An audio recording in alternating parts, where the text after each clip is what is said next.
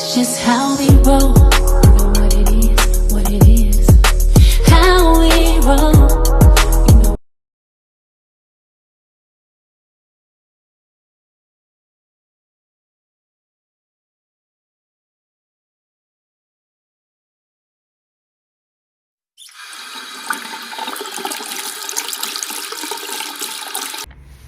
Hey, fearfully, wonderfully made family.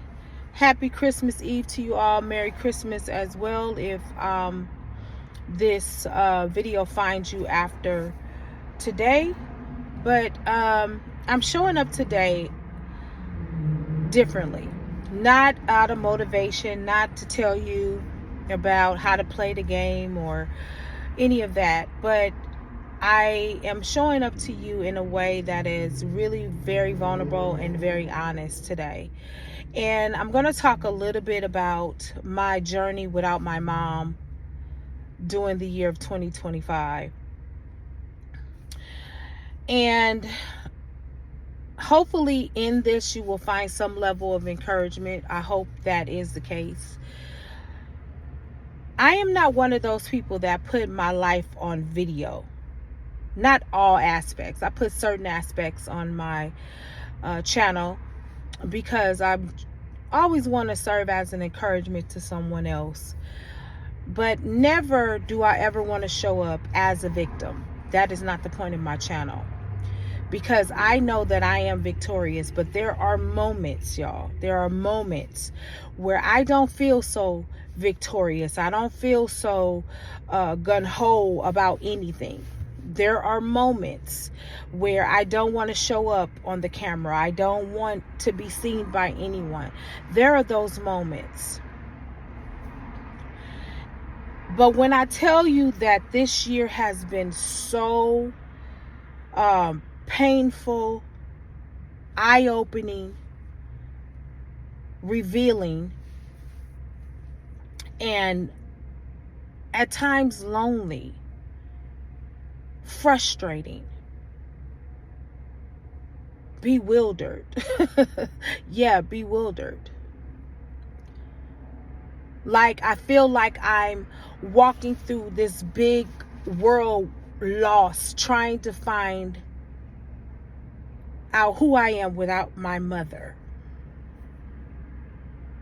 And the crazy part is that as I am reflecting, as I am walking through my daily life, I find that I am more like my mother than I ever thought. Now, I was a daddy's girl through and through. You talk about a daughter being in love with their dad, because that's your first love. If you have a good relationship or a righteous relationship, one that God ordains between daughter and father, then this would be the first man you ever fall in love with in your life is your daddy. My father was the love of my life. And I mean in the purest sense of it, not a warped sense. My father poured so much into me. So when I lost him, I was devastated. And I was so devastated to the point I couldn't even express how I felt. I grieved so much to the point, y'all, that I had gained lots of weight. I got sick, all of that. But even in the midst of that, I still had my mother, so I had some type of footing and grounding. And my mother and I's relationship at times was crazy. But I sort of know why now, because the same independent streak my mama had, I had. And I used to get on my mother's nerves with it. But the thing was, I was just like her. Tenacious, stubborn at times, very strong-headed, willful. And it was like my mother, when she looked at me, was like a mirror. And you know, sometimes the mirror don't make you feel good because it actually shows you what it is that you're about. So, and I know mothers and daughters out here, if you are honest, sometimes you don't get along with your daughter because she mirrors you. And then there are other reasons why you guys don't get along. But for me, at least, my mother being here, and even though there were times where my mother and I would exchange words, or, you know, we would help each other out, I love my mother very deeply. Very deeply. But I always wanted to set myself apart and stand on my own. And that was a part of how my parents taught me.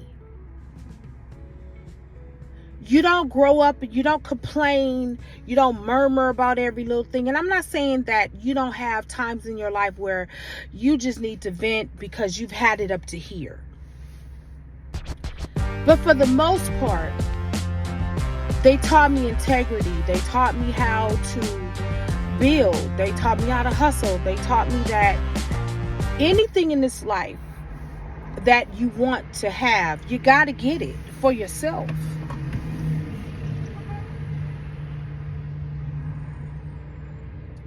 You got to get it for yourself. And I'm looking down, y'all, because I just accepted an order. Y'all know I'm out on my Instacart job.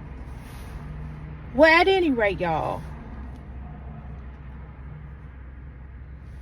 but I lost something when my mother passed away. I lost something. Security.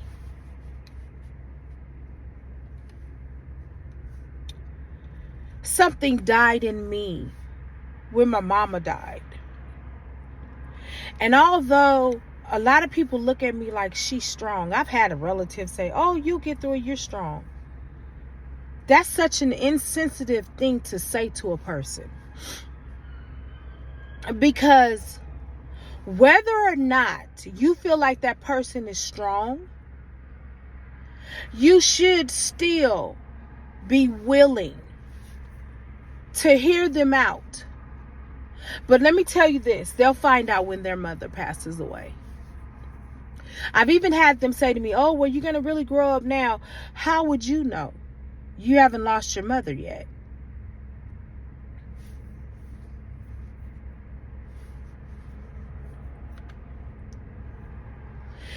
These are the things that you go through with people that don't know what they're talking about. That's the other thing I want to talk to you about. And I'm going to be a little bit all over the place in this video, guys, because as I'm talking, I'm flowing, and I'm not trying to project any type of image. I'm just giving it to you raw and as I feel it. And hopefully you guys will receive it. When you lose your parents, or when you lose somebody that's significant to you, don't expect the people around you to rally you or to rally around you. Because if truth be told, most people will come to the funeral. They'll even come to the wake. But they will not come to you while you're breaking down in private. Because they don't want to be a part of that. Guys, let me go ahead and pick up this order, and I'm going to come back with you. All right, fam, I'm back. I went to pick up a order from Lowe's, and I'm on my way to drop it off now. I think where I left off was I was talking to you about how family members say the most insensitive things, and they talk about things they don't know. That's one of the things that irritates me a lot. And I don't want to call it a pet peeve because I'm getting beyond where I'm having all these different little pet peeves. What I don't like is when people that have not gone through any ounce of shaking, breaking, loss of the magnitude that you have, and they want to try to tell you, oh, well, you're strong. Oh, well, you'll get through it. But not at any given point are they willing to tarry with you. Sort of like in the Bible, I love this. Is one of the scriptures I really love, where Jesus was in the Mount of Figuration, and when he was going up there praying, and he took his disciples, he took his inner circle with him, James, Peter, and John, and they fell asleep. And he said, could you not tarry with me 1 hour? And you feel the same way with people. Like, you can't even tarry with me for 30 days. You can't tarry with me for an hour. And that's sort of like what you feel when dealing with your relatives or your friends. It's like they have no empathy, no compassion, no nothing.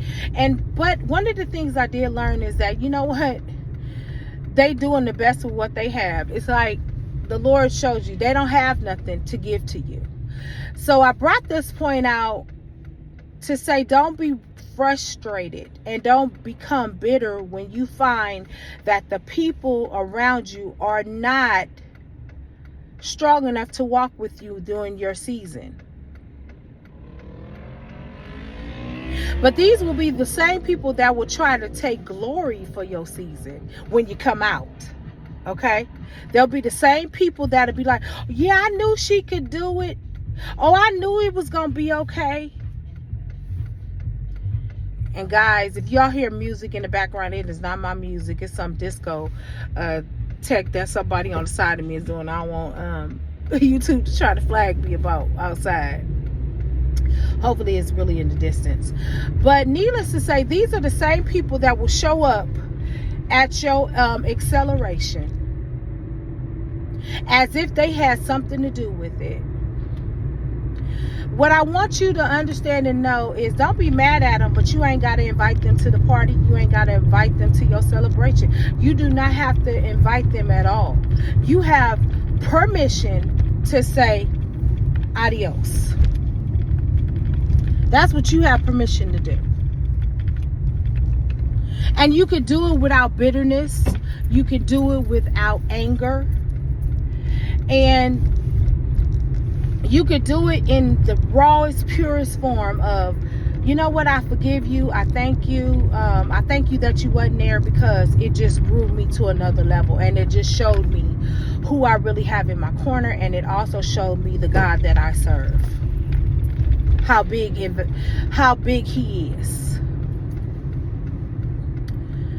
At any rate, y'all,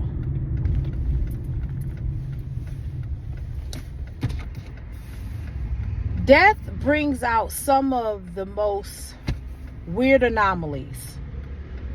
And I call them anomalies because you never really get to see who people are until people die. It's like you don't even know that's there. Death brings out ugliness, and sometimes it brings out goodness. It shows up, and it shows the weakness that people have. It shows the maturity that they have. It shows you the endurance, all of that.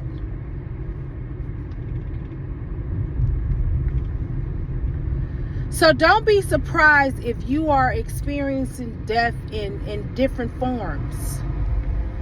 It could be, death as far as a physical death. Maybe a death of a divorce or whatever.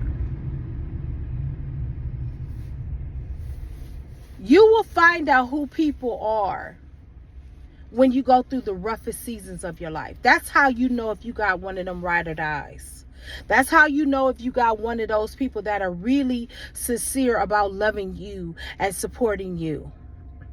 And what I'm telling you is, don't worry about the leaves and the branches that's being blown away. Those are shallow. They have nothing to offer you. So don't expect it from them. And then there are other people that are going through their own stuff and they really just don't have the capacity to help you. And that's okay, because all of us are in seasons where we cannot be helpful to another person because we're still trying to gather and to fix, or not to fix per se, but to come out of the situation we're in. And the other day I made a declaration. I was like, I know I'm grieving, I'm going through the things I'm going through, but I'm going to get my life back. I'm going to get my life back. And I am determined to do that in Jesus' name. I just am.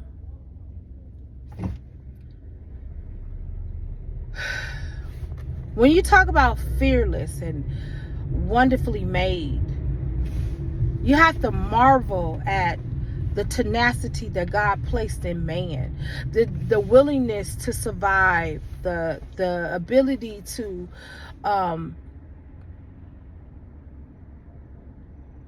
close in the gaps, absorb it, breach it.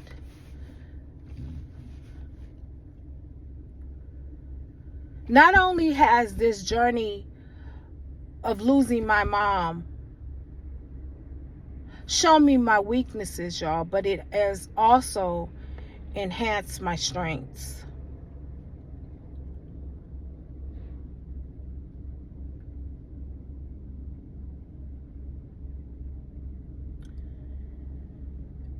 It's really a marvel at all the stuff that I've gone through this year and prior to that, and I'm still standing. I don't know if you guys know that song by Elton John. That's one of my favorite songs by him. I'm still standing. Yeah, yeah, yeah. And I'm still standing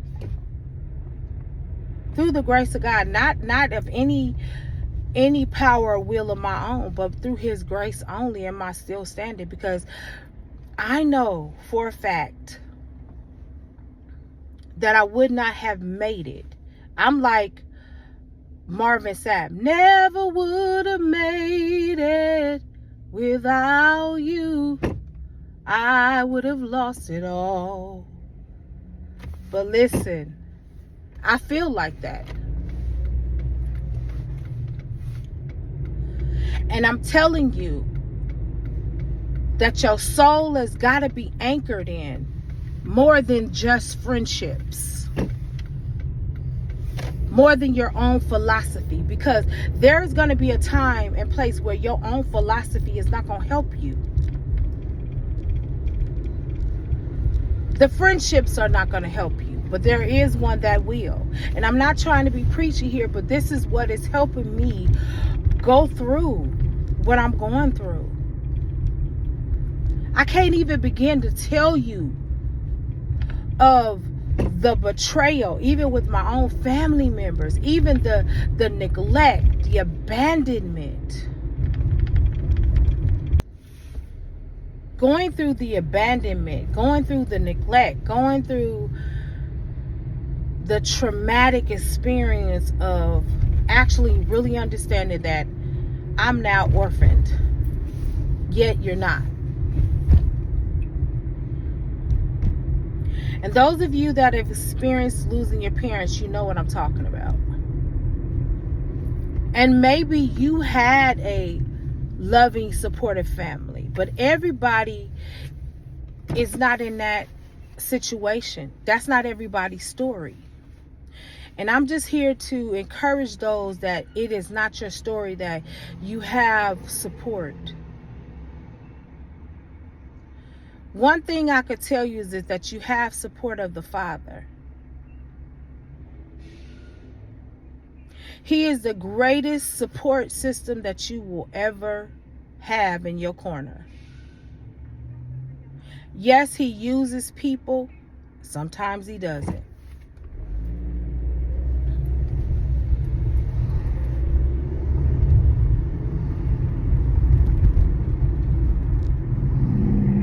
It's crazy how you look at your life, you look at your friendships, you look at your family, you look at your own life, and you start to assess, and you start moving pieces around. You start moving people over here and putting them in the right space that they belong in. That's what this year has been about. And if I could be honest, I've been going through that for the last 10 years, just moving people around. Who deserves access and who doesn't. And when I tell you that my mother's death has amplified it, it has amplified it on a whole nother level.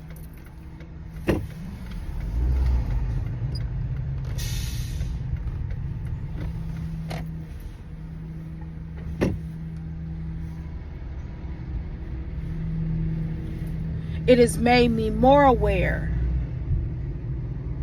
more cognizant to what is really going on. Not the thing I think is going on. It is making me understand what's really going on. There is no time for Fantasy Island world here. Then at times you think, oh my gosh, this is not fair. I don't even have enough time to grasp what's been happening to me. What I want to say to you all is perhaps, maybe all of it is coming so that you won't focus so much on the grief.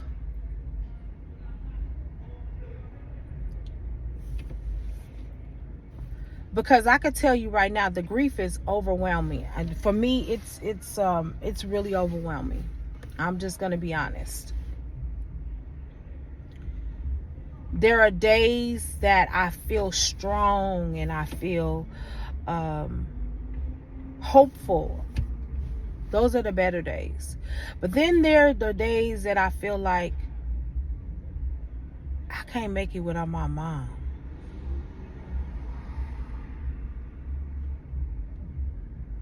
It's sort of like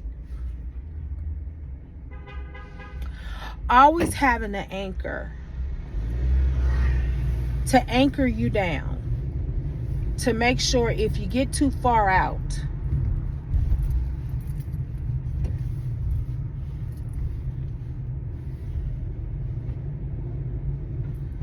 there's somebody there that's always going to be able to pull you back.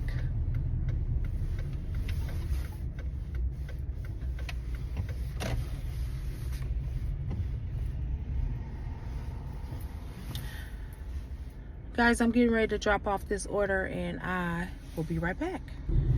All right, guys, I finished delivering that order. That was a funny order.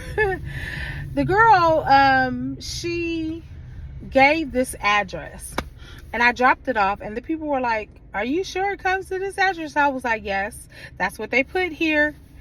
And what wound up happening was the girl came and said, hey, do you have my order? And they're looking like, oh, okay. And they were going to try to figure it out, which was funny to me. They were sweet, very, very sweet.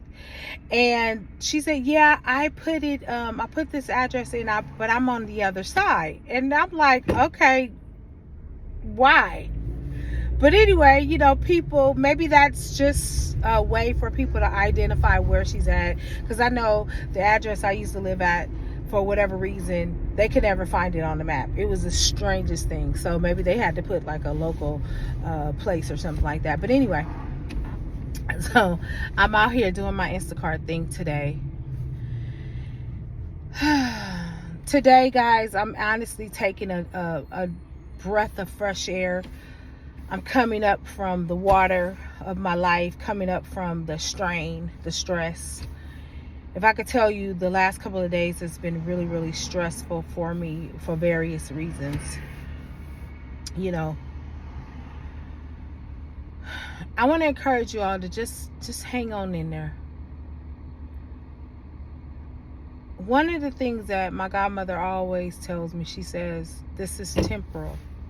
And I think we get caught up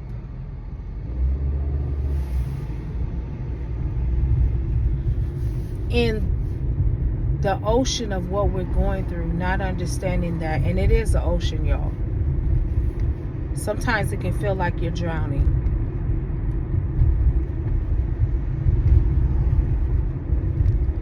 But we have to come up and breathe and know that the thing in which we're experiencing is temporal. A lot of us sometimes are so pessimistic because we've gone through lots of things, we've experienced it, and everything that you experience is true. There is no arguing about that. What you have experienced is the truth. But it's not going to stay that way. It just seems like we're in this gulf of grief longer than we want to be.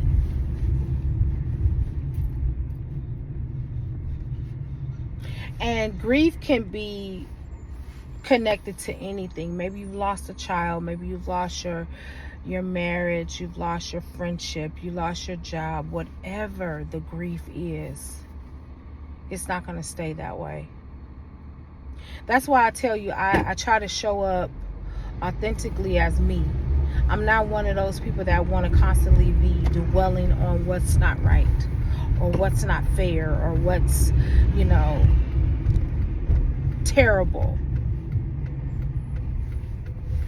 Because again, I'm never trying to project victimhood. Have I been a victim of cruelty of people and other things? Yes, I have. But that doesn't mean that I have to stay in that victimized mindset. Mindset matters. And I always try to demonstrate mindset. But to be honest, sometimes my mindset isn't that great. And those are the days that I get quiet. I lay down, I take a nap, or I play on my phone, my little games I have on my phone. And what I want to tell you guys, when you feel like you're overwhelmed and you feel like you've had it to here, and maybe the people around you are very disappointing, they're egotistical, they're strange, take a break from it. Take a break from it. Take a break from them. Don't engage. Go do something that you really love. Garden. I'm an artist, so I like to make jewelry. I like to paint. I like to do those type of things. Clean up. But don't wallow in what you're going through too long. And I'm not telling you guys this, and I'm not following my own advice. Because I have to talk to myself, y'all. I have to talk to myself. I have to encourage myself and tell myself to get up from this place that I'm in. And then every now and then I hear God tell me, get up. Get up. Arise.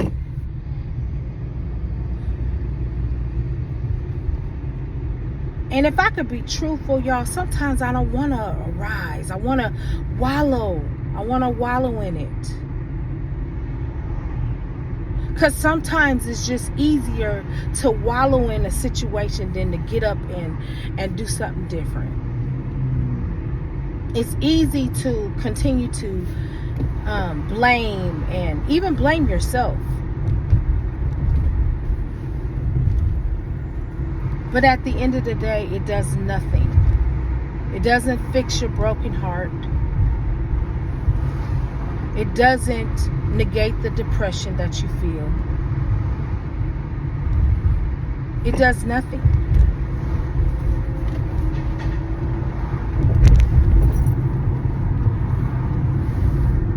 If you need to get some grief counseling, do it. And listen, don't expect your family to be your grief counselors, because a lot of them are not equipped. They're just not.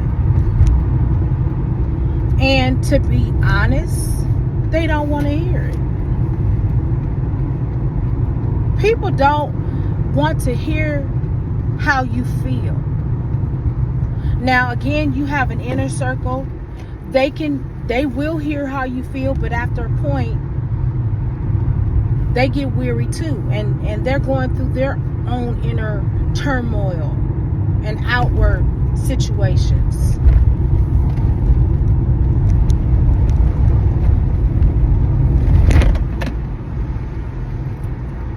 So don't be mad when people cannot show up for you as you have shown up for them.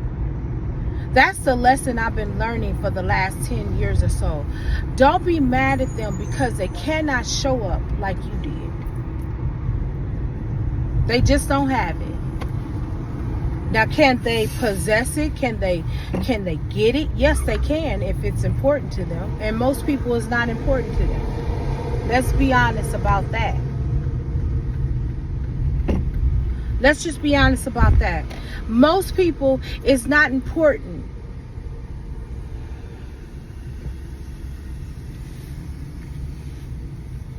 To show up for other people, because most people, y'all, are narcissistic. It's true. I don't care what anybody says. It's true. Anybody that is constantly fixated on themselves, everything is about them and how they can get and when they gonna get it and who gonna get it for them. They're narcissistic. Everybody is not as giving and as morally centered as you. And one thing you have to learn how to do is to keep some of that energy for yourself. We're so busy pouring into other people. When we need it, we don't have it. So don't get mad because you are a pourer. Meaning that you pour into people because you love them. Everybody don't have that capacity. They don't have that type of love. And to be quite frank, y'all, many people don't love like that. They don't know how to love like that. They just don't. So you can't expect you from them. I believe all of us have a capacity for something. Some people only have a capacity for themselves. Let's be clear. And some of those are your family members. Some of them you're married to. Some of them are your friends.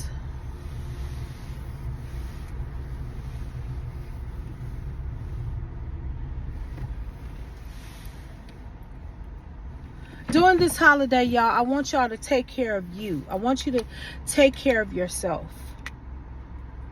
Love on yourself. And stop expecting you from them. Lower your expectations when it comes to people.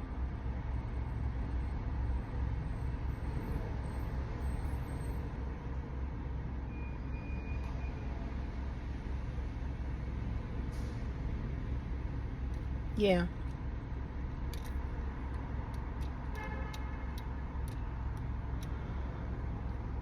Life is like a box of chocolates.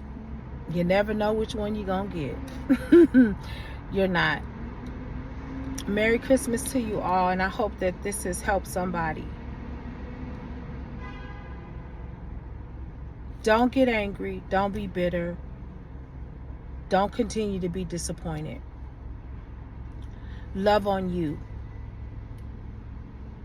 Value you. Because people around you have the tendency to make you feel not valued.